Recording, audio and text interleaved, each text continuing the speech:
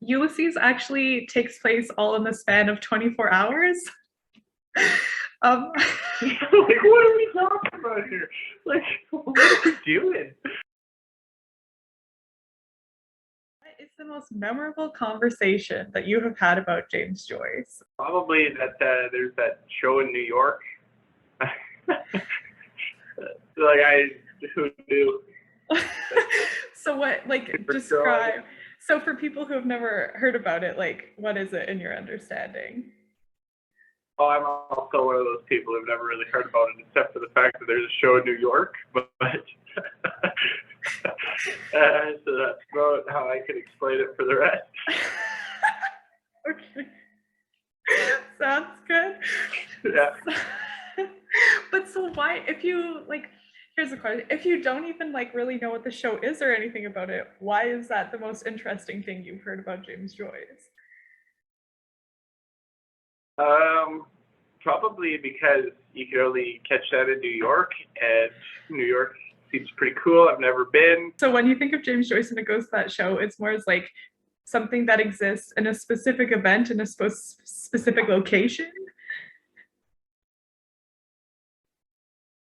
No, like nothing in particular. I just know it's there. It's in New York. And, from your experience, like there's food, like weird food too. I think, and I mean that. Just I like eating, all that kind of stuff sticks out to me. That's what I look for. Yeah, I think that that's interesting because like a lot of James Joyce scholarship, like really fancy people writing essays, like have written essays and books about like James Joyce's representation of food.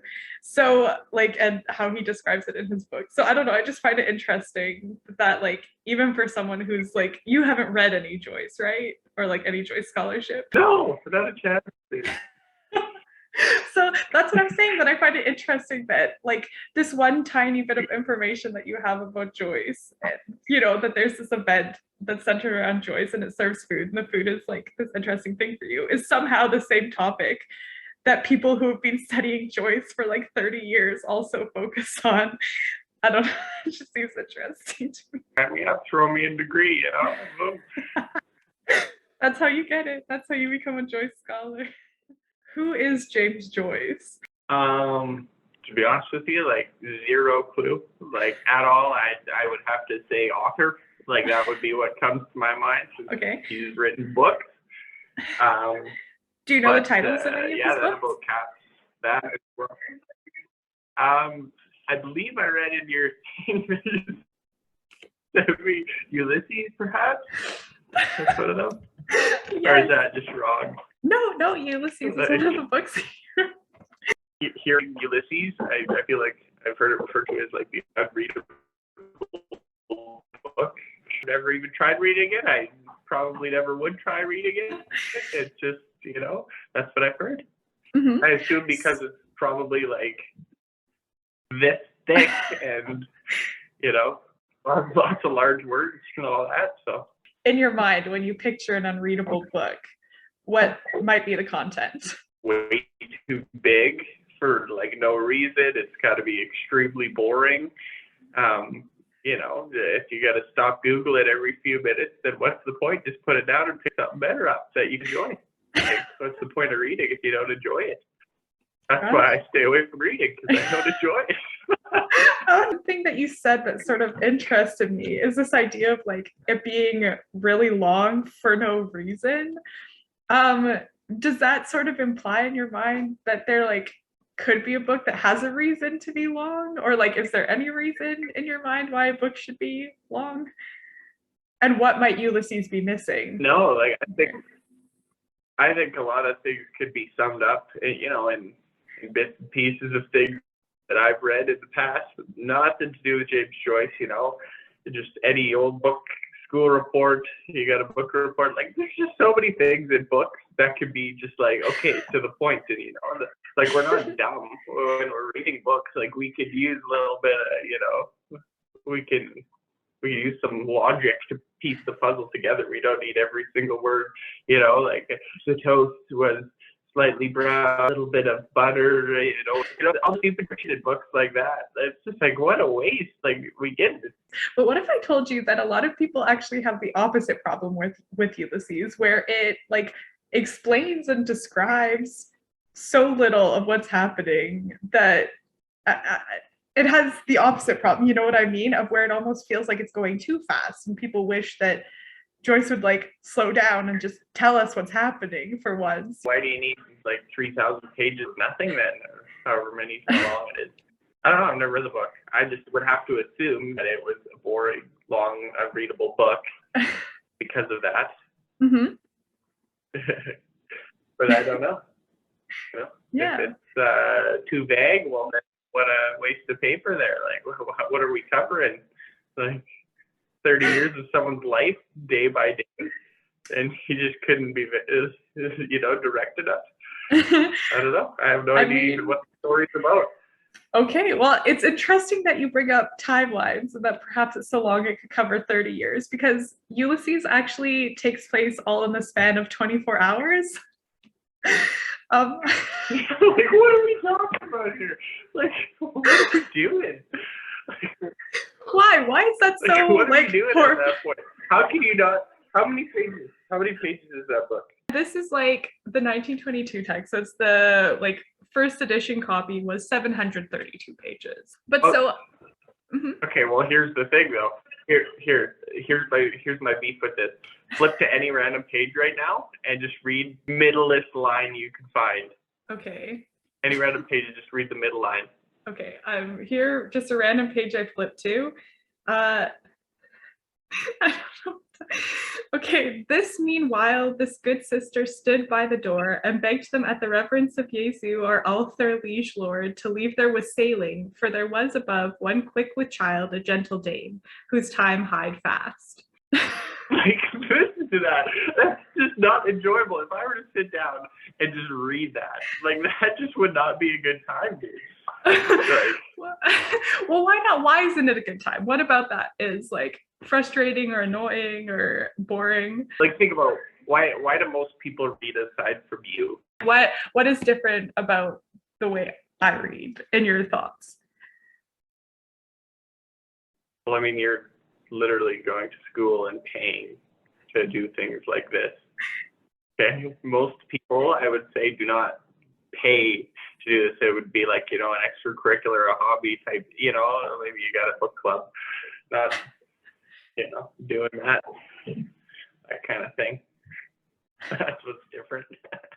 Usually I'm in conversation with these people who it is like very natural and like, of course we read Joyce. So I don't like, how do you see yourself different from like people like me, as you're saying, or like people who are willing to pay to read Joyce, this sort of thing? Like, why is it different? I just don't read, and that's the biggest difference, probably. Like, period. And then you're out here reading the unreadables, like, and paying to do it. At all in your awareness that he did write other books? Well, I'm sure, you can't just be a one-hit wonder and still be kicking around, to this day. When was the first time that you just like happened across Joyce? You know what I mean? Even if you didn't really like think about it or engage with it. That event called where there's like the bean in the cake. You know that? Like 12th night, where you like cook the bean into the cake and and whoever gets everyone gets to slice the cake, and whoever gets the bean is something. The bean in the cake thing is used on 12th night. James Joyce's most famous pieces, The Dead, takes place on 12th night. So I don't know if that's what was happening in your head, but even if it isn't, it's cool that it's a coincidence. I don't know. I just felt like I heard that somewhere. And then I remember in grade 7 in French class, we did the bean in the cake thing. So if it had any correlation, there you go. But I wouldn't have known that it was James Joyce. If you have any question that you wanted to ask me. Okay, we're gonna do some fast money here. What's James Joyce's longest book? Ulysses. In your opinion, what's the worst book to read by James Joyce. Oh my gosh. There's always a totem pole. Always Yeah.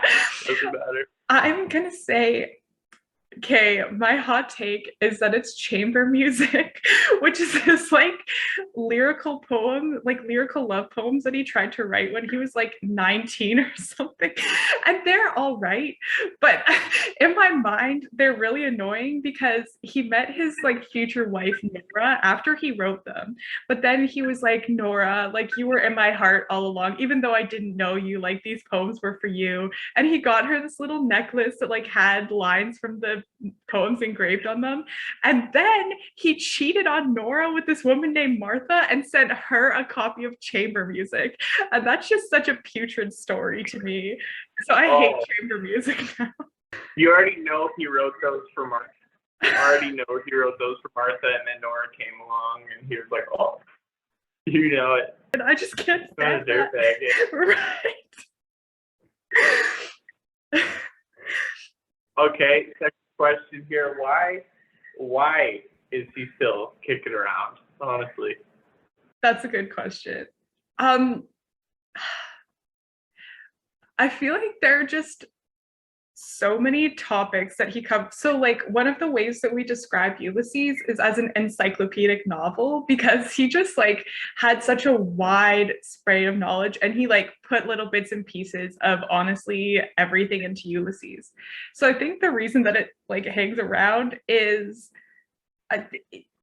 people can approach it from literally any point of view, and they'll like take something new out of it. I think the obvious approach to it is like literary analysis, where literary scholars like me are sort of focused on the text. But I also know that there are people who are studying physics, and like somehow they find stuff in Joyce to like talk about the latest theories in like physics. So I don't know how that, and I think that's why it works so well, is that he covers such this broad array of knowledge that even like no one set of scholars can work him out or have a definitive answer as to like what is going on. What like time frame is this? What like how old is he? Like are we talking like are we in here with Shakespeare? Like were they homies, or is he before or after? Actually, 3 days from now is the 100th anniversary of Ulysses getting published. So Joyce is more like early 1900s, so much later than Shakespeare. But like, yeah. Wow. Why do you still write like that then? Well, I think I don't, he was part of a movement called literary modernism. I don't know if he saw himself as part of it, but we like that's how we kind of contextualize him now. And modernism's big thing was kind of pushing against the Victorian novel. And the Victorians were very into, I think, what you would prefer, sort of like, here's the plot, here's the story, go. Like it should be realistic, it should have a moral, and that's all. And so modernism's whole thing was pushing against that, especially after World War I, being like how do we represent life after this like crazy thing that's happened. So I think that there was, and actually there's a whole chapter of Ulysses where the characters are just sitting in a library talking about Shakespeare.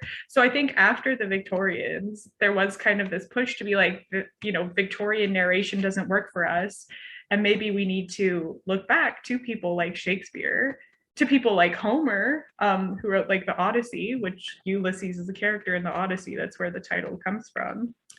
And sort of that like looking back. Ulysses is a name? Yes. Oh, word. Will you remember most about the conversation that we just had?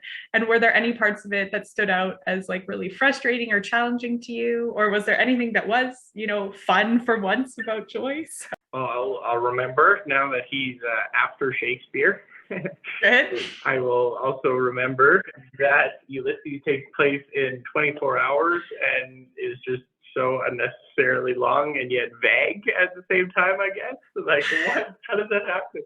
But probably will remember that. And yeah, a few of these little things that I never did. Perfect. Okay. Nothing that's really going to affect my everyday life by any means, just being a guy from the street. But the the weirdest part. I think that this will make you mad, and so maybe we'll close on this note. Um, when right after Joyce got Ulysses published, and the first reviews were coming back, you know, they were treating it as this very like academic, difficult, unreadable book. And Joyce was actually quite upset because he thought that it was comedic and that everyone would think it was just a funny novel and laugh along. So he just thought of it as humorous. Um, and now here you are calling it boring and unreadable. But what can you do? Like, you thought it was a comedy? I don't think he thought of it as like a comedy in genre. You know what I mean? Like a comedy movie or something. But he definitely, I think, saw like the humor of it and the comedy and the jokes in it as sort of what would stand out to people. Yeah, that's interesting for sure. Mm-hmm. Like what?